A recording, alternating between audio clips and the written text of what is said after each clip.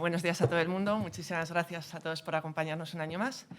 Y bueno, yo no voy a detenerme en comentar que el contexto geopolítico es complejo, porque creo que ha quedado bastante claro, ¿no? Lo cierto es que la pandemia, la guerra de Ucrania, el actual conflicto también en Oriente Medio, se han demostrado una cosa que es la vulnerabilidad de las cadenas globales de valor. Ya el año pasado dedicamos un artículo a desglobalización y que comentábamos pues, esa tendencia a acortar y acercar las cadenas, al friendshoring, nearshoring, es decir, a socios más confiables. Esa es una tendencia que sigue, pero otra tendencia que cada vez está ganando más protagonismo es un mayor intervencionismo de los Estados. Es esto que se denomina la nueva política industrial, ¿no? Entonces, si observamos el siguiente gráfico, que se ve el número de artículos de prensa económica especializada que hace referencia a instrumentos o medidas de política industrial. Y no lo digo yo, es bastante claro el aumento reciente, ¿no? Vemos en la prensa continuamente, pues guerra comercial, se suben aranceles a los vehículos eléctricos, Estados Unidos, paneles solares, baterías. El propio Fondo Monetario Internacional incluso se muestra ciertamente un poco flexible, con muchas reservas al uso de este tipo de instrumentos. Y bueno, el Economist dice un nuevo intervencionismo. Entonces, bueno, yo creo que está claro que el papel del Estado está aumentando. ¿Y el objetivo de esta ponencia cuál es? Bueno, yo creo es, en primer lugar, voy a comenzar explicando muy brevemente lo que es la política industrial y refrescando un poco algunos conceptos para luego pasar a lo que a mí me parece que es fundamental, y son los datos. Tú escuchas mucho en prensa, yo a veces leo un arancel y luego afecta a un 0,1% de exportaciones y se ha montado. Entonces, me gustaría intentar, porque ahora os comentaré que no es fácil, dar un posicionamiento en cifras macro, para que comprendamos, oye, de cuánto estamos hablando, de cuánto dinero y qué peso sobre el PIB, ¿no? A continuación, bueno, creo que sin mirar cifras tenemos claros quiénes son los líderes de estas tendencias, son Estados Unidos y China, y evidentemente voy a hablar de sus políticas.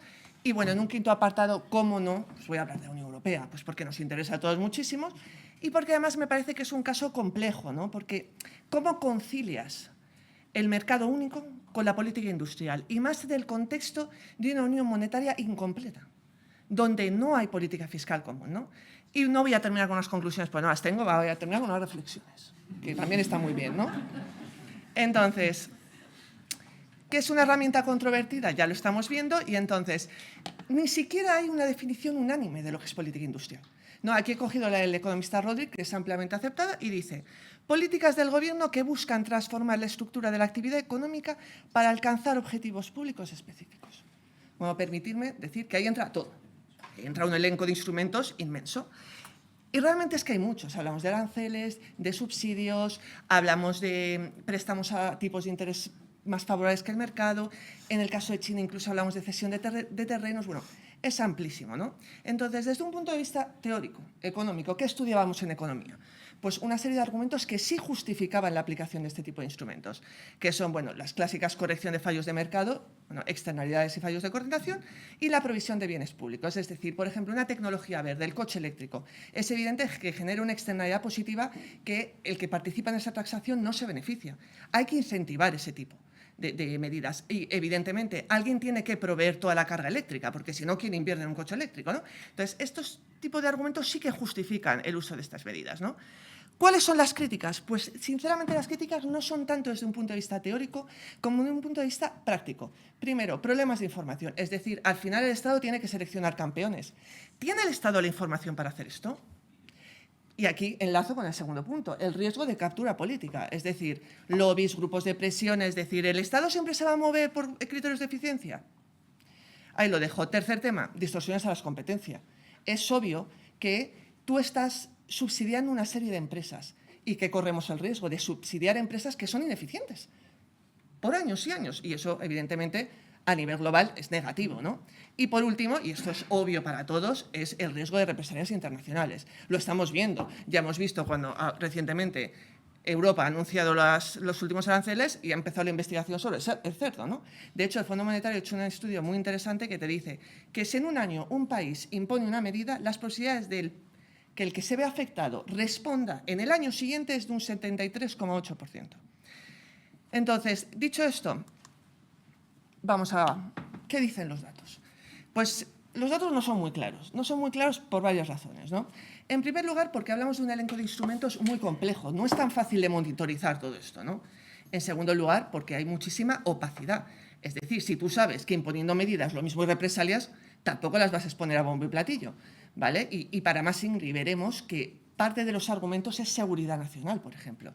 Bueno, evidentemente todo esto inclina a reservar no ser muy transparente y, bueno, evidentemente si hay grupos de presión detrás. Entonces, los datos hay que cogerlos un poco con alfileres. Yo, la verdad, ha sido muy interesante, pero bastante complejo. Todos los estudios que vais a ver a continuación están referenciados en el artículo, por si queréis profundizar más. Y sí que quiero hacer un pequeño comentario. Solo hablo de políticas industriales de tipo vertical. Es decir, si hay un subsidio para toda la economía de I+D, no se incluyen estos datos. Es a empresas o sectores específicos, ¿no? Entonces, lo cierto es que hasta el año pasado, y esto es serio, no había una base de datos para monitorizar esto. Entonces, el primer gráfico que me demuestra una serie temporal que me va a demostrar el Global Trade Alert. Es decir, voy a ver dentro de las políticas comerciales las que son de tipo industrial. Pero esto no me incluye todas, porque es solo política comercial. Entonces, ¿qué nos encontramos aquí? Nos encontramos que las economías emergentes y en desarrollo han aumentado algo. Este es el porcentaje de políticas industriales dentro del total de políticas comerciales. Y vemos bastante aumento de los países avanzados, ¿vale? Pero a la vista de que no había esta base de datos, el Fondo Monetario Internacional desde el año pasado ha creado el Observatorio de Nueva Política Industrial, el NIPO. Solo tenemos un año, ¿vale? Pero bueno, creo que es un avance muy significativo y muy importante, ¿no? ¿Qué observamos aquí? Lo que comentaba Fernando. Ha habido más de 2.500 medidas de política industrial el año pasado, 70% distorsionadoras de comercio y las economías avanzadas, y lo vemos en este gráfico, aplican el 71%. Entonces, esta base de datos nos da más información que creo que es muy, muy interesante, ¿no? En primer lugar, el criterio clásico de intervengo para mejorar la competitividad va perdiendo fuelle, es decir, es un 37%, ¿vale? Pero gana mucho mitigación del cambio climático, con los objetivos verdes, lógicamente, riesgos geopolíticos y de seguridad nacional, ojo. Claro, después del patio que nos ha contado Lucía, yo también invertiría y ayudaría a mis empresas, ¿no? Y por último, resiliencia y seguridad de suministro, porque lo vimos todos, lo vimos con la pandemia, no había mascarillas. Lo hemos visto con la energía en Europa, que ha sido tremendo. Entonces, seguridad de suministro. ¿Y estos motivos cómo se trasladan? Pues en sectores, está claro, importancia de aquellos productos de doble uso militar y civil, minerales críticos, como no, tecnología avanzada, semiconductores, bueno.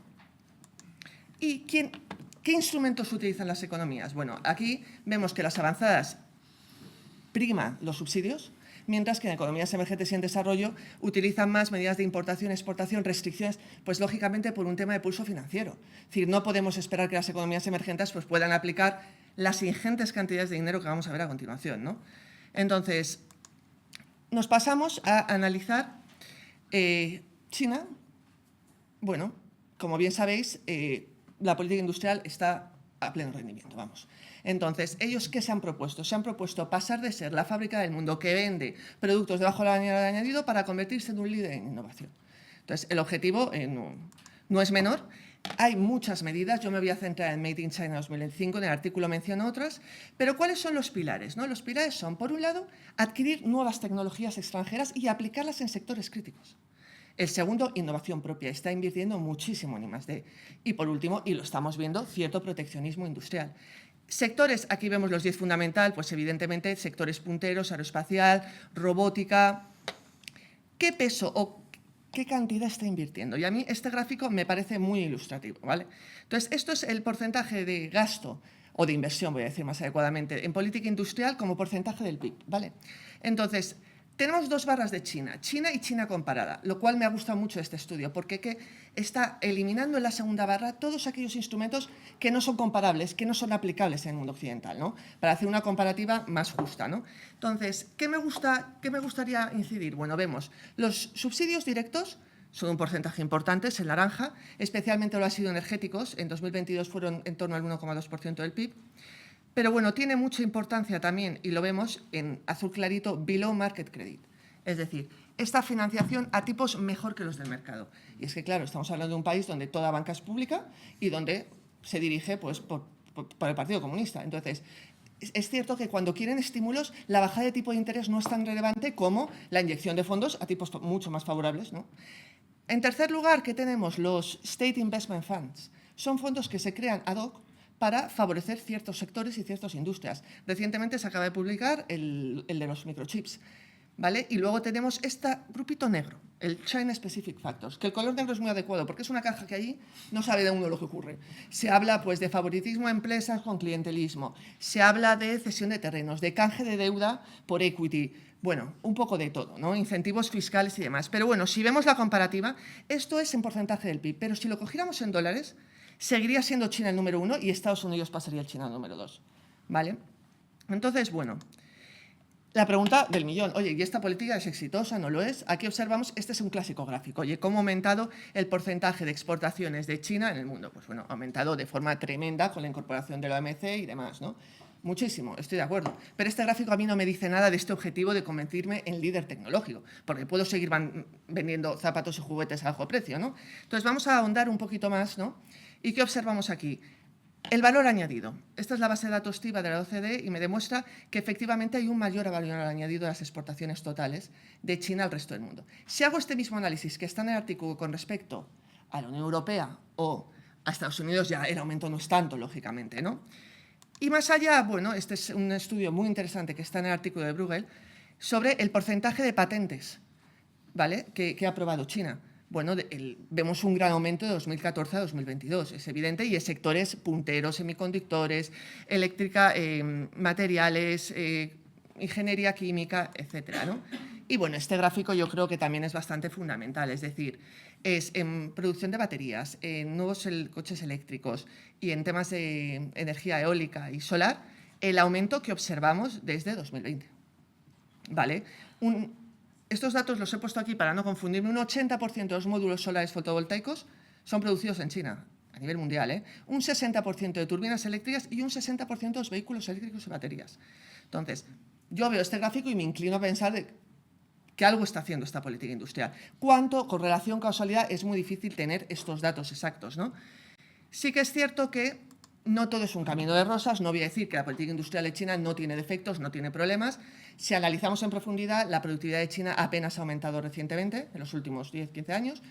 Tiene problemas enormes en su modelo. Este objetivo de pasar de ser una economía intensiva en inversión y que exporta bienes bajo y convertirse en una más basada en el consumo no lo está consiguiendo. Tenemos el problema del sector inmobiliario. ¿Cuántas de estas distorsiones se generan por este elevadísimo intervencionismo en la economía? No lo vamos a saber. Os invito, haciendo una pequeña cuña publicitaria, que os leáis el informe de China que está publicado y que es muy bueno, ¿vale? Y ahí se ahondan más en estos temas, ¿no? A continuación, pues evidentemente Estados Unidos ha reaccionado. La lucha por el liderazgo mundial, pues evidentemente sacó el famoso Inflation Reduction Act y otros actos, ¿no? Este objetivo ya lo había hecho Trump con muchísimos aranceles y Biden dio un paso mal con esto de reconstruir mejor, build back better, ¿no? Entonces, ¿qué observamos? Ha habido una inversión histórica, ¿vale? Las cifras están en billones americanos, miles de millones nuestros, ¿no? Bueno, observamos, no voy a entrar en el detalle de cada una de las tres normas, porque los detalles en lo que invierten es una inversión histórica en temas de tecnología verde, sobre todo, ¿no?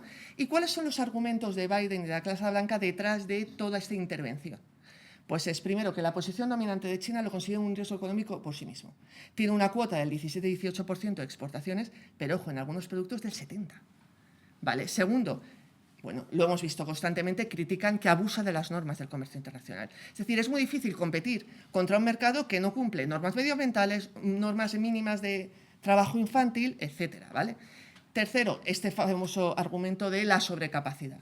Es decir, China tiene el 80% de paneles solares y aquí hay un 60% del precio. Ya está inundando los mercados. Y por último, bueno, las clásicas razones de seguridad nacional. Esos son los argumentos que esgrimen para haber aprobado una medida que, ojo, tiene algunos con esta oficina de Made in America, estos requisitos de contenido local.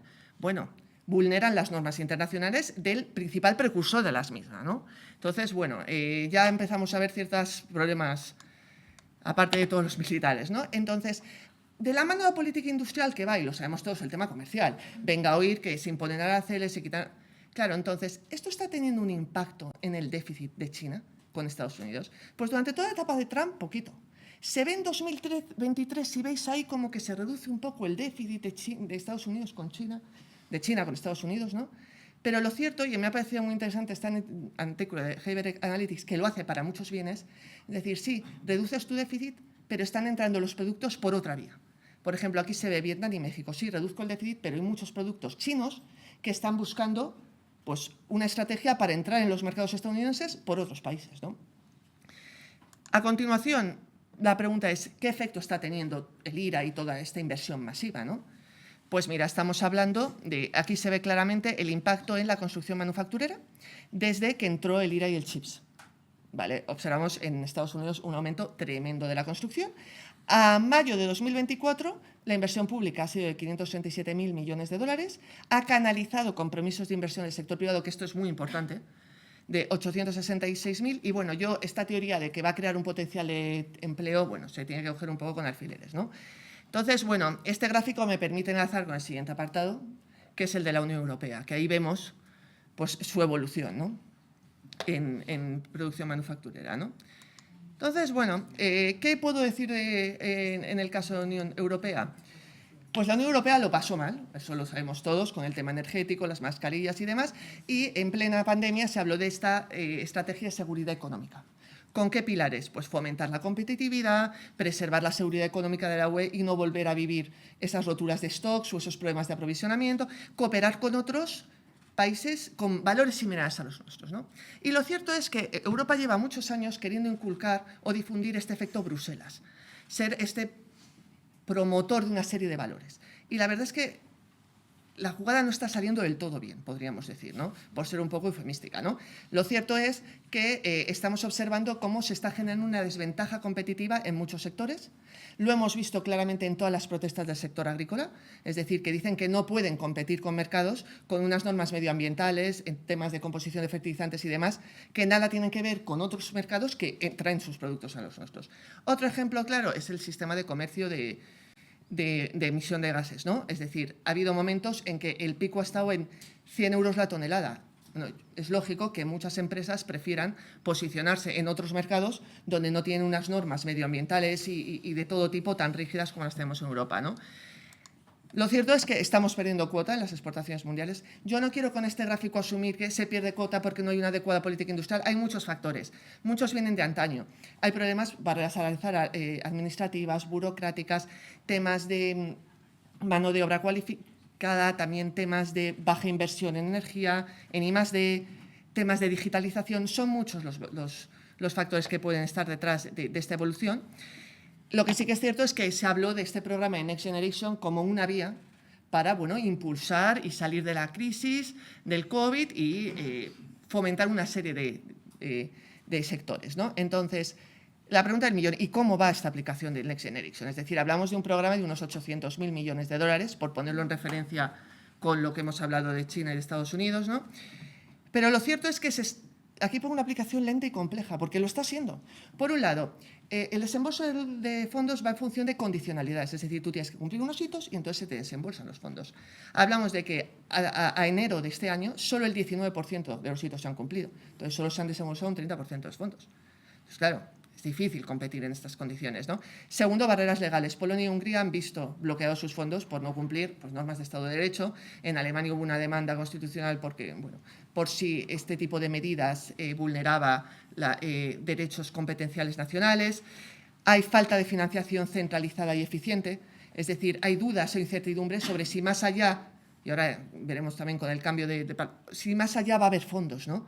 Entonces, frente al IRA, que directamente son exenciones fiscales, aquí, bueno, tiene que haber fondos, es verdad que se mutualizó su inversión, pero, por ejemplo, en el IRA hay un riesgo de morir de éxito, que no lo he comentado, que es, oye, el riesgo de que nos pasemos el techo de gasto de Estados Unidos, que con el cambio de Trump no se mantenga el IRA, pero cierto es un riesgo de excesivo uso de esos fondos. No, aquí estamos en otro escenario completamente distinto.